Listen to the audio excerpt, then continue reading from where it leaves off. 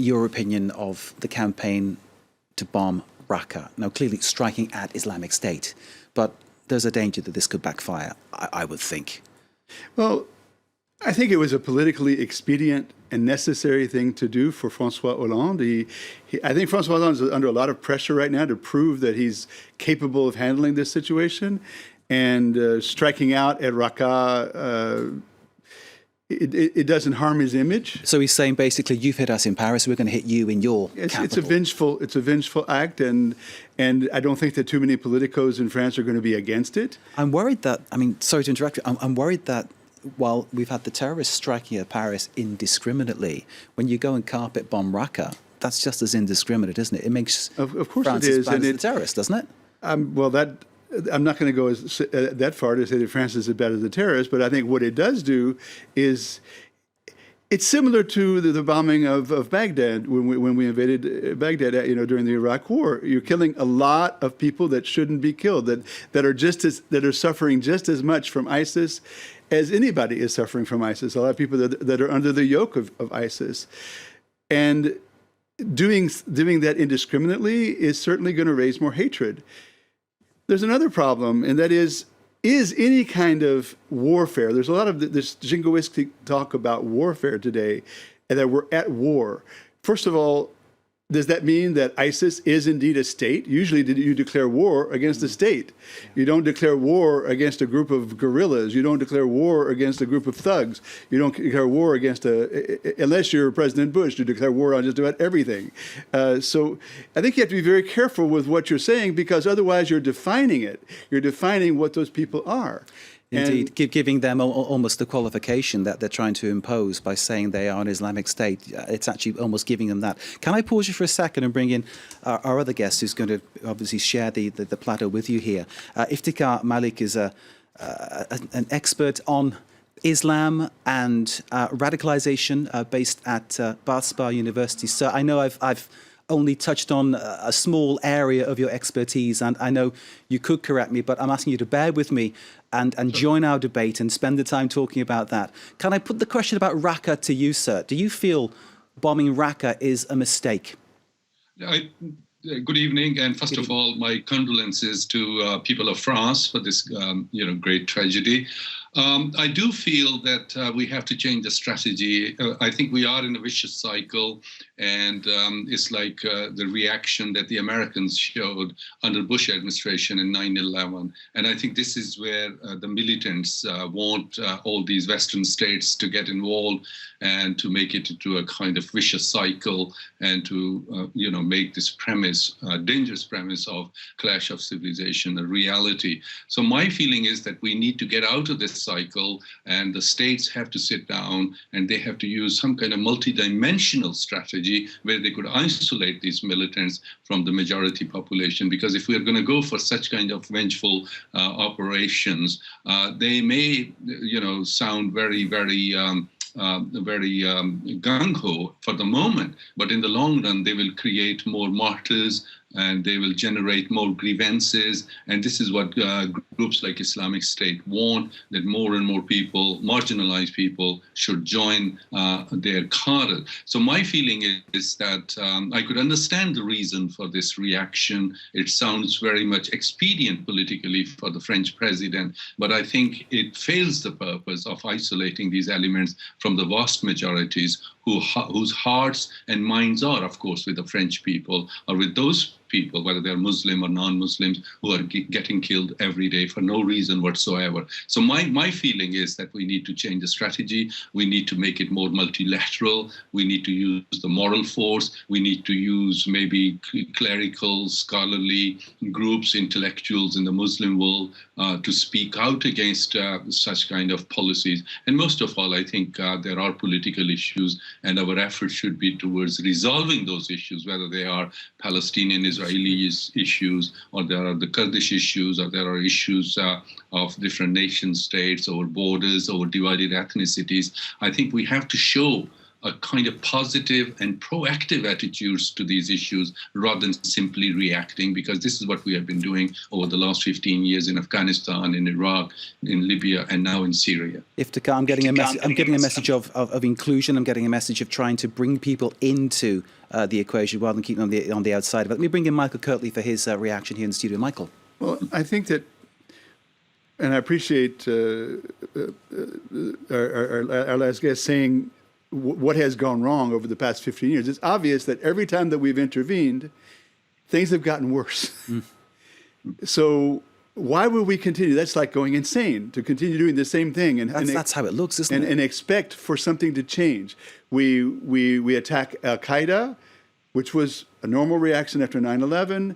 We diminish Al-Qaeda to a certain degree. And then it spawns these different groups, one of them being ISIS. ISIS is now stronger in many ways than Al-Qaeda ever was. It has land, it has money, it has the ability to recruit. So I'd say let's get off this bandwagon. I mean, what's the point? I mean, what is the point? And it seems to me that the point is we need to think really strategically in the same way that ISIS thinks strategically. In other words, what's the purpose for this terrorist attack that just took place, or any terrorist attack in general? The first purpose is publicity, is to show we have power. They know that by killing 120 people in the streets of Paris, they're not going to bring down their French government. And they know that they can't sustain that over a long period of time. They can do it episodically. Okay? But the second purpose, and this is very important, is to divide people. In other words, the greatest friend of ISIS is Islamophobia. You know, the more that our society is divided by creating this amalgam between Muslims and something that's going on that's called ISIS, the more ISIS wins. So if we're going to think strategically, we need to think in terms of communication as well as in terms of aspects like military engagement, probably special forces, as well as containment in terms of the financial containment of that area and things like that. We need to think in terms of communication. ISIS communicates very well about its values. That we can disagree with their values, but we know that they're doing a good job because they're recruiting all of these people. They're changing minds. How do we in the West communicate about our values? Is there any effort to say, why is it important to be from the Western world? Why is it important to be from a so-called civilized society? I saw a kind of almost a parody of that as a meme the other day, where they were yesterday saying, well, we have drinking, we have dancing, we have, it's sort of frivolous things, which are, of course, part of our society and should be, but where are the main values? And I think as long as we can understand what we stand for, it's a lot easier to communicate to any group. I think the very fact that you and I and Iftikhar are talking about this in our studio very openly shows exactly what is the point of Western society, the fact that people can debate, can talk, and freely exchange their views. Let me bring Iftikhar back in briefly. Iftikhar Malik joining us from the UK. In terms of bringing people back in, those people who feel on the outside of society, the people who are brought in to or pulled into, sucked into radicalization, there's no easy solution. You've talked in your first answer about maybe one or two ideas, but what is the solution there? Is it education? Is it jobs? Is it more benefits? What is the solution? I think largely these are younger people. I mean, one aspect of this whole issue is related with Middle East and, that part of the world. The other issue is that there are these young people of Muslim background in Britain, in France and several other places, and they have all kind of issues of identity and maybe economic, maybe social, maybe we are too much focused on them, maybe they feel that Muslims are being singled out and the policies that these governments are formulating are only exceptionally focused on Muslims. So I think we have to reassure these people that they are equal citizens, they have their due rights, and this is not a war against Islam. This is not a discriminatory kind of orientation against Muslims in Europe. I think at one level, we have to create this bridge between the majorities and the minorities. And number two, I think we need to look at the models that we follow. In Britain, we call it multiculturalism. And in France, you call it assimilation. And my feeling is that both these models, despite all the good features they have certain issues. I mean, we saw bombing here in 2005, and they were all homegrown bombers, militants. And you have been seeing this in France. I mean, it happened twice this year, and these are mostly young people who were born in Europe or who were born in France in most cases. So I think we have to look at the younger people. Is it an issue of identity? Is it an issue of class? Is it an issue of geopolitics, where our foreign policies are creating lots of anxiety in the world outside and amongst the Muslim people here? I think after Afghanistan, Iraq, and Libya, lots of young people, lots of young Muslims in Europe and America are very angry. And I think the states, by passing all kinds of laws, legislation, have further pushed these people, some of these people, towards kind of political version of Islam. And I think we need to look at our policies and we need to look at a relationship between the state and the minority, Muslim minorities especially. So I think these are all kind of sociological issues. And this is where I think the issues of the Muslim world find some kind of convergence with the issues of these young marginalized Muslims in Britain, in France, in Belgium, and several other places. Indeed, as you point out, Iftikhar, it is a minority of people who are involved in this, but a very dangerous minority. Michael, I know there were certain aspects that you were taking issue with.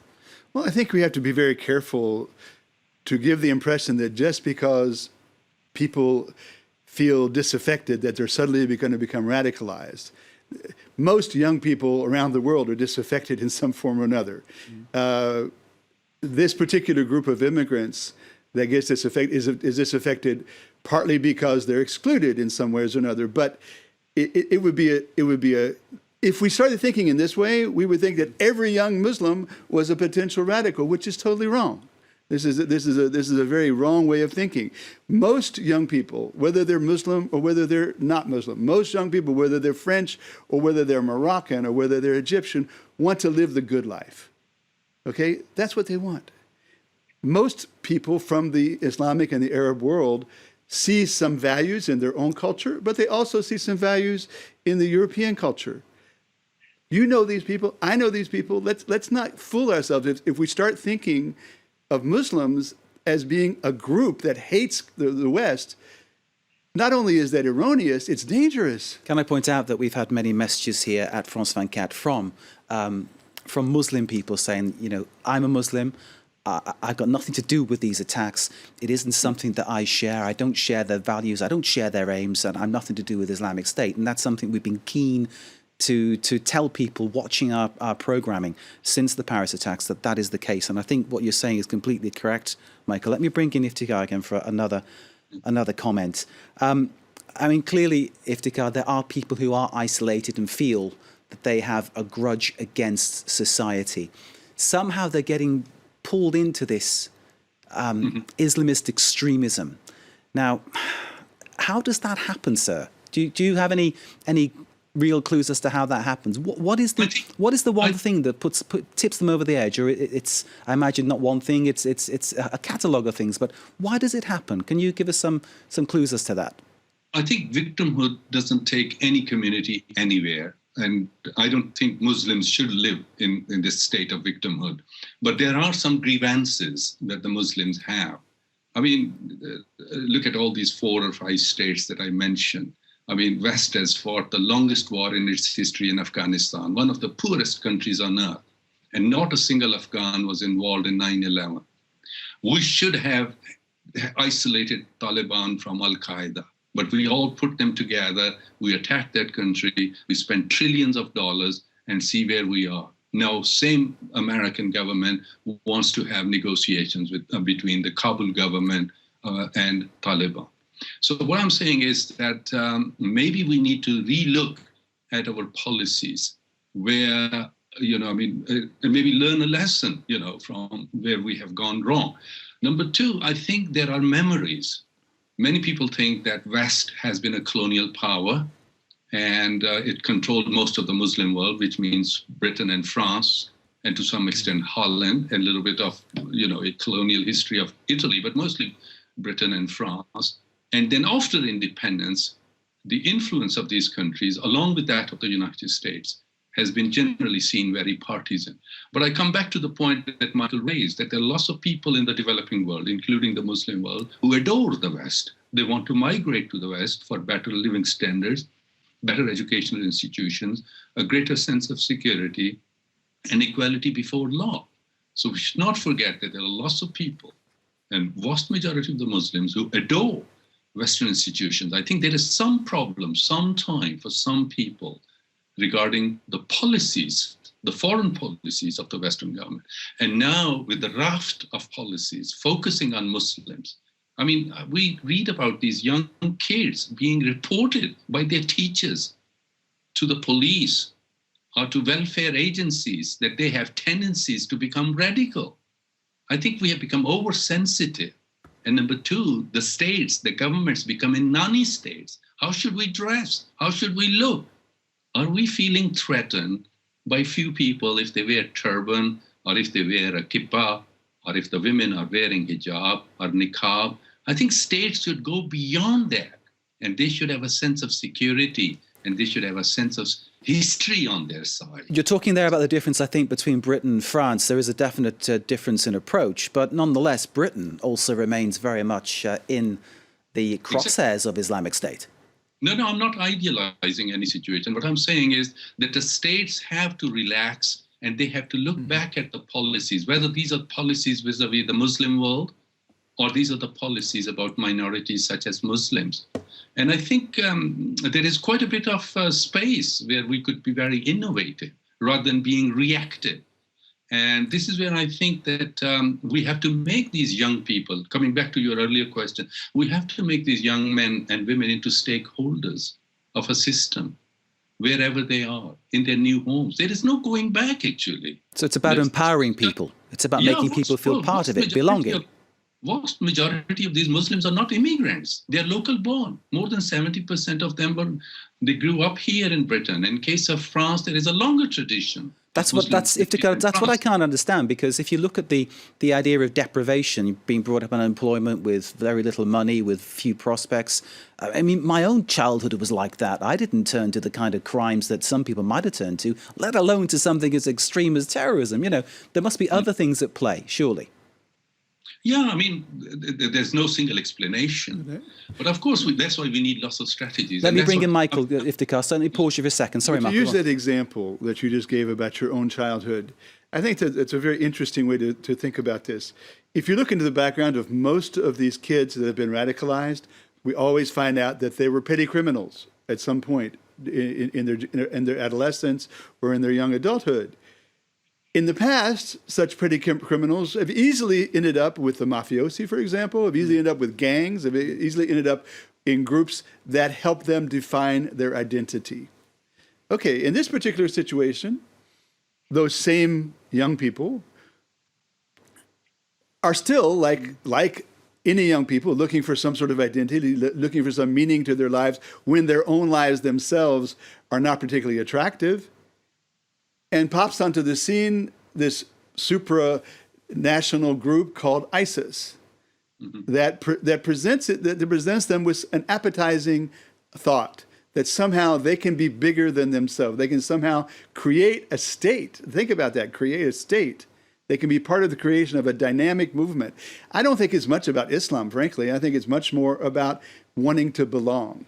And in that sense, ISIS has the characteristics, the psychological characteristics, much more of a cult than it does of a movement or a religion. It's about kudos, it's about belonging, it's about manipulation, and I think that if we don't think that way, if we don't understand, first of all, we have to define who is the enemy. What is the enemy?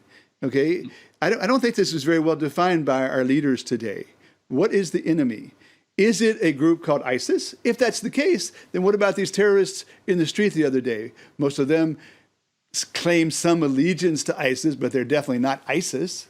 Okay, they're people from the suburbs of Paris who decided to get together in some name and come, and they themselves didn't claim it in the name of ISIS. Just going back to the Charlie Hebdo attacks, for instance, there had one group, the Khaoshi brothers, who attacked Charlie Hebdo, claiming they did it for Al Qaeda. Then you had Koulibaly, who killed the people at the Jewish and I think supermarket, saying he did it for ISIS. Absolutely. I mean, it's this kind of association thing, isn't These it? claims are really bogus.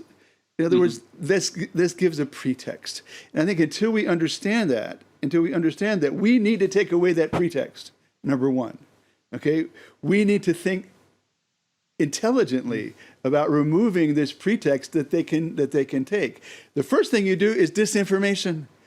You destroy the possibility. I mean, I don't know if you noticed today, but Anonymous, the international hacker group, came out and said they were going to do everything to destroy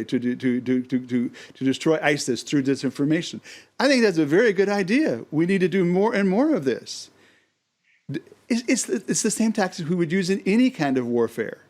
The second thing is we need to show how silly they are. Our friend mentioned bringing in imams and other. Keep in mind that the Muslim world most of the Muslim world doesn't identify with ISIS.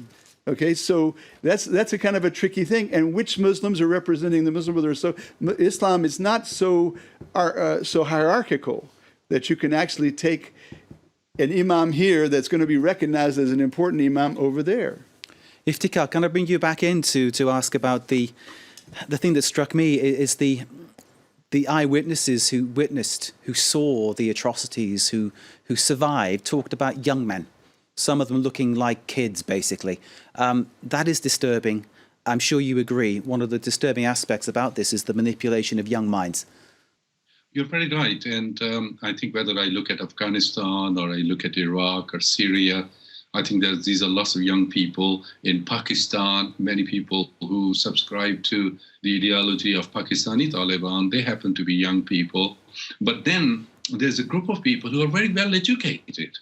They're very much educated. I mean, don't forget Osama bin Laden studied here, and 17 of those Saudi perpetrators of 9/11, they came from prosperous families. They were rich kids, and they had been studying in the United States. So there are two kinds of people that you come across. Of course, they are mostly young people. Mostly they are disgruntled. Maybe they have personal issues. Maybe they are very much politicized. But at the same time, there are people who are poor, who have fallen out of the safety net, like Taliban, let's say, in Afghanistan, some groups. And then there are well-off Muslims who are supporting such kind of movements. So I think we need to differentiate. Number two, I think two major events we got to look at. Number one, it was Iran, where a revolution took place in 1979. And a powerful, leader, the Shah of Iran, he had to leave the country. And ordinary masses, led by these ayatollahs, they brought about this revolution, this major change, like revolution in your country. That encouraged lots of Muslims from bazaars, Muslims from lower classes, that they can bring about a change. The second major event happened in the same year, 79, December, when the Soviet Union, the former Soviet Union, attacked Afghanistan. They thought they would just walk in and they'll be able to control this third world country. But the Afghans put up the resistance before anybody else came in to support them, whether it was United States or Pakistan or France or Britain or Saudi Arabia. The Afghans were fighting the Soviets. And eventually Soviets had to withdraw from Afghanistan. Not only they withdrew from Afghanistan, Soviet Union was dissolved. So those two events created a sense of what you call triumphalism, that if these people get together, they can push these countries back, and powerful countries, especially the superpower, the former superpower, Soviet Union. Iftikhar Malik, I'm afraid I have to cut you off because we're out of time now, but thank you so very much for your analysis and sharing your knowledge with us. We appreciate your time as well. And Michael Kirtley here in the studio, as ever. Pleasure to see you, sir, and thank you very much for talking to us.